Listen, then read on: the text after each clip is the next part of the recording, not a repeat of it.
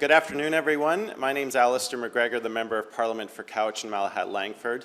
I'm joined by a number of different stakeholders, as well as two dear colleagues, Benita Zarillo from Port Moody Coquitlam and Gord Johns from Courtenay Alberni. We're here today because today, later this afternoon, my private member's bill C-277, the National Strategy on Brain Injuries Act, is going to have its first hour of debate. And the reason why this is such a momentous occasion is because it is really, a campaign has grown around this bill that has reached Canadians coast to coast to coast. We know that brain injuries have profound intersections with our criminal justice system, with substance use, which are two very big problems that Canadians are seeing a lot of it. And I think through the efforts within this bill, through the legislative measures that are contained within the national strategy, the fact that it's going to force the Minister of Health to work with their provincial counterparts, to work with stakeholders, we're going to finally see those legislative guardrails put into place to address this problem in a positive way, to make sure that those policies are in place for prevention, for treatment, and to really help people who are living with this experience every day. Brain injuries affect over 1 million Canadians across this country, and more are added to that roster every single year. In fact, it's far goes past many of the different health effects that we see, and I think it's an issue that is truly of national concern. It's much bigger than any one province or territory can handle on their own, and I'm very pleased to be joined today by my first guest that I'm going to introduce, Michelle McDonald. Michelle has played a really important role in the development of C-277. She is with Brain Injury Canada. They've been a huge force behind this bill, and I can't say enough good things about Michelle's efforts, about her organization's efforts. So with that, I'd like to ask Michelle to come up to the podium to share a few words. Thank you. So almost 2 million Canadians live with brain injury, which can be traumatic from car accidents, sports injuries, assaults, intimate partner violence, but also non-traumatic causes such as stroke, brain tumors, opioid overdoses, and many other causes. No matter the cause of injury, for many this is the start of a chronic long-term condition impacting every aspect of their life and the lives of their family. Due to the invisible nature of brain injury, the lack of understanding in the general public, and no unified approach to care, these individuals are at high risk of homelessness, housing insecurity, mental health issues, unemployment, underemployment, substance use, and interaction with the legal system. It is imperative that Canada rally to develop a national strategy on brain injury. A strategy would increase preventative measures, enhance surveillance data of both incidence and prevalence, raise awareness, provide education and training, foster research, and establish national guidelines for the prevention, diagnosis, and treatment of brain injuries across the country. A national strategy would ensure that no one is left behind. I'm now going to introduce Marjolaine Tapin from Connexion TCC.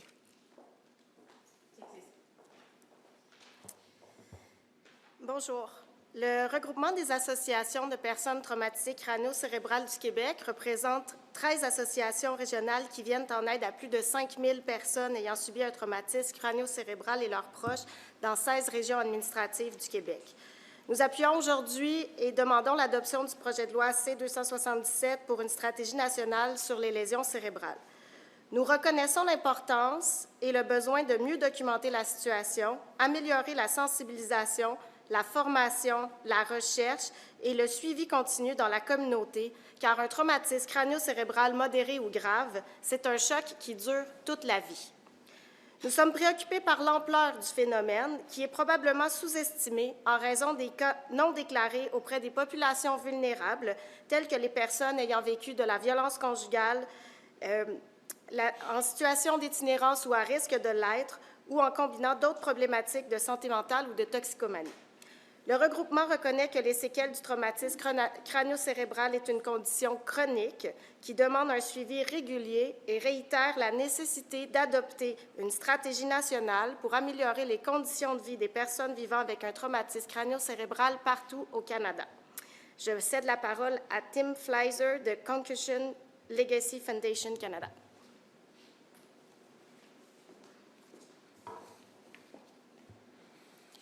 Good afternoon.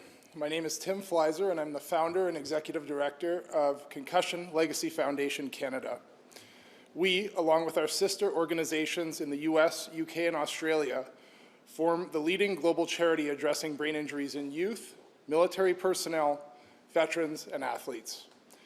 I'm also a retired athlete, having played professional football in the CFL for 10 seasons, while also playing soccer, hockey, and rugby. My 3 young boys play soccer and hockey. In 2009, I began volunteering for Concussion Legacy Foundation in the US after my former teammate, Chris Nowinski, founded the organization. While playing together at Harvard and during my time in the CFL, I saw my fellow teammates suffer multiple brain injuries. This has led to several of them suffering from mental health issues, and some have even taken their own lives. Too many have been diagnosed with chronic traumatic encephalopathy, or CTE, after they passed. CTE is the only neurodegenerative disease that is completely preventable, and CLFC is on a mission to eliminate CTE by preventing hits to the head, whether on the job, in combat, or playing a game we love. And education is a key pillar to CLFC's strategy, and our team works tirelessly every day to ensure we are able to raise awareness. A national brain injury strategy would allow organizations championing this issue to help guide best practices and advise the federal government to ensure every youth, athlete, and military personnel, a member of the Canadian Armed Forces, had their best chance at a long, healthy life with their loved ones. We truly believe in this initiative because we want to see our kids participate in sports without the risk of severe, life-altering brain injuries. Because we want to help our armed forces service men and women put their lives on the line to protect ours, return home to their loved ones with the health and dignity they deserve. And because we want to ensure that those who have faced multiple head impacts are suffering have the best access to possible treatment. Thank you, MP MacGregor, for having us here today to speak about this important next step to address this issue. We look forward to working together to make this bill a reality. It is my pleasure to introduce Lynda Muckleston, brain injury survivor and advocate.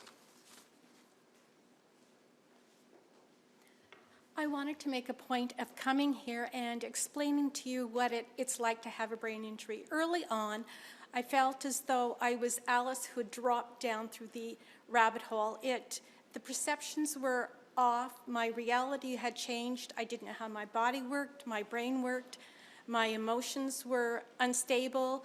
I didn't even know who I was spiritually. There were so many questions. Who was I? How was I going to continue with the rest of my life? Will I ever have a job? Can I be part of my community again? Can I be part of my family? And that led questions to, how is my family supposed to support me and help me through this process? Because a brain injury just doesn't happen to the individual. It happens to their family, their friends, everyone around them. It was just a very troubling time. Where do you start? How do you start looking for rehabilitation? I started with a rehab doctor who just sort of patted me on the head and said, go home, you know, this is who you are.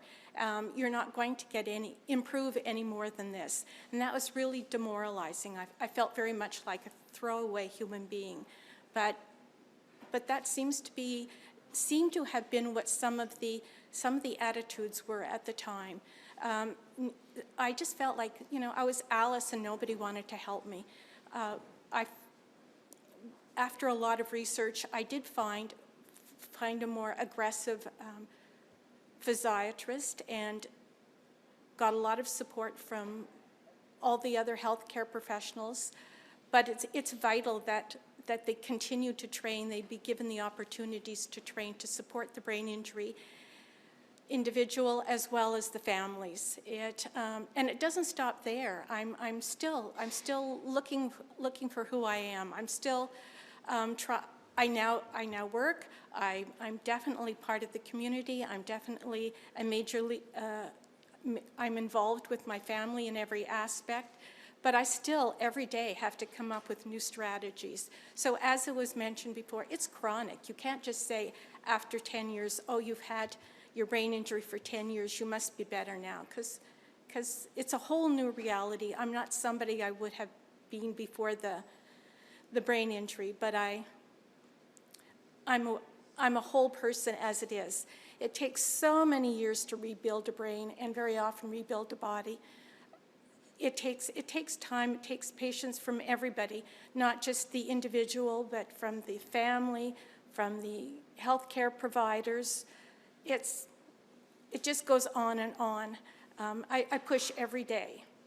So having this bill go through will help so many others. I think the education is probably a huge aspect of it. Understanding that we still will always have this brain injury. It just doesn't disappear. Anyway, now that you've heard a bit about my experience, I would like to introduce you to Denis Boileau from Vista Brain Injury Services. Bonjour, hello. My name is Denis Boileau. I'm representing Vista Center Brain Injury Services, and I'm actually a service provider providing services to people with a brain injury within the area of Champlain. And just to bring it down to our level, in my area, every year there are 6,500 cases of brain injuries within this particular area. So I am here to support this bill. And why am I here? I would like to mention a few other items that I think are important within this bill. One is to have national guidelines for everyone in every province so that we can provide the best services possible for people with a brain injury. Two is I support this bill because it will create awareness. Three, I support this bill because of the training and education that we provided to service providers in the healthcare area. Number four is that we will identify challenges for people that have a brain injury and how difficult it is to cope. And my last point is I support this bill because most of my clients are, and I'm going to use the term, lifelong clients. You do not have a brain injury, and after that you are cured in 3 months, 6 months, or whatever. For people that have a brain injury, it's life-altering, and it is lifelong struggle, and it's a lifelong passion for us, who are the service providers, to provide them with the best service possible. Thank you very much for your time and for listening to me. And I will turn it now back to our host, Alistair. Thank you to everyone who shared their professional and personal stories. And I really do want to again highlight my two colleagues.